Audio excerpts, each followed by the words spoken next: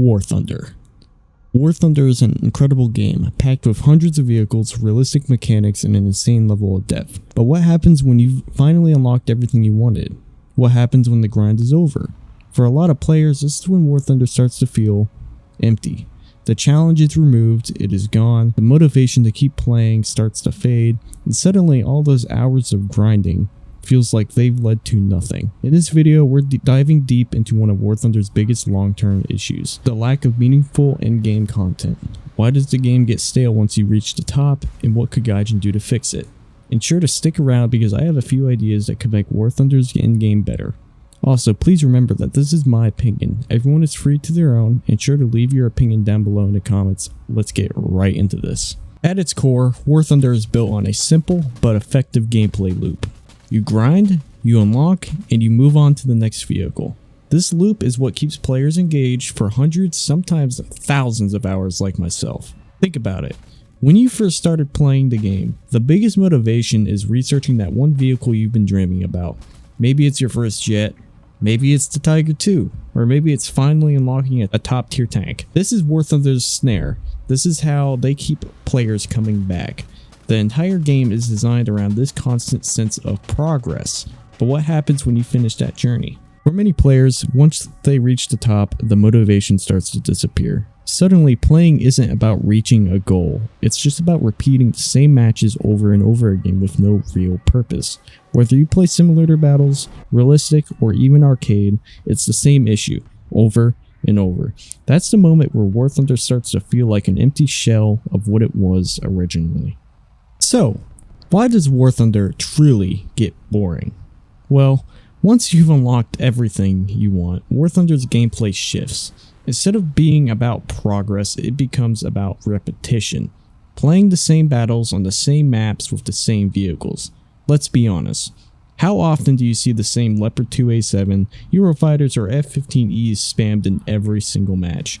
Once you get to top tier, everyone is using the same meta vehicles and matches start to feel identical every single time. The variety disappears and War Thunder slowly turns into a game of who can fire first, rather than a game that should require teamwork and tactics. Because of this, many players find themselves logging in less and less every day. Some only come back for major updates, others quit entirely. Even for me personally, I will play the next major update for a month or so, then I move on to other games while I wait for the next major update to drop.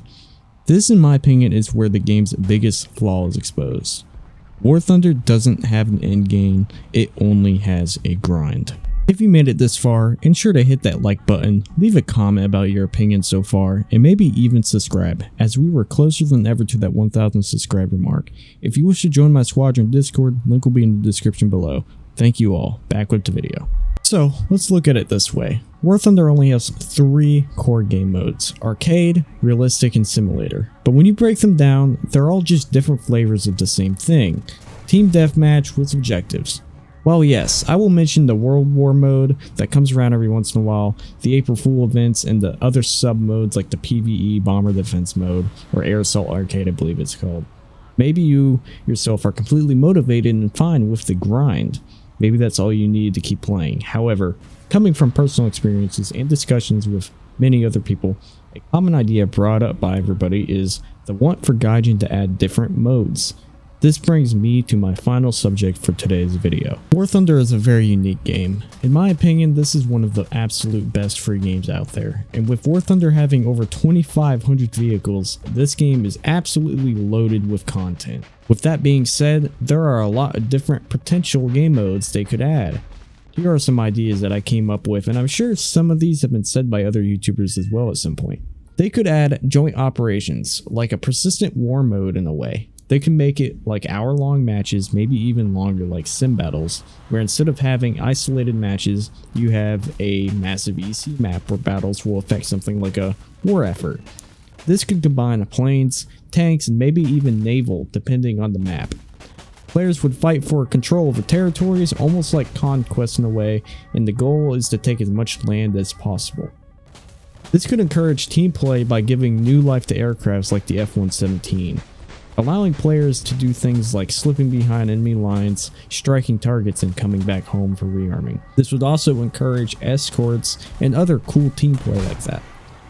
The next idea would mainly benefit players who really enjoy the competitive aspect of games. Introduce a ranked mode for players. These modes could be 4v4s and 6v6s. This would highly encourage communication, teamwork, and instead of just bland grinding, you are playing for a ranking score. If you ever played a game like Rainbow Six, you may know the feeling of going up and down in rank feels.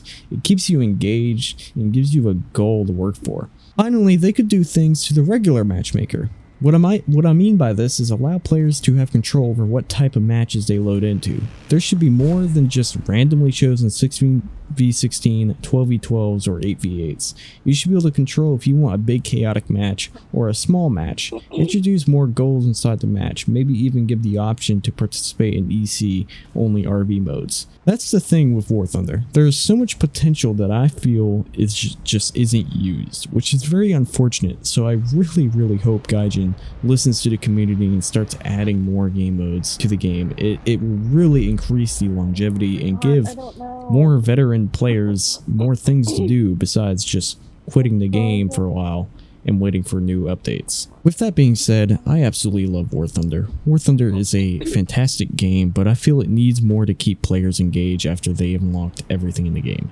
Please keep in mind that this is simply my take and opinion, but what do you guys think? Have you ever hit that point where War Thunder started to feel stale?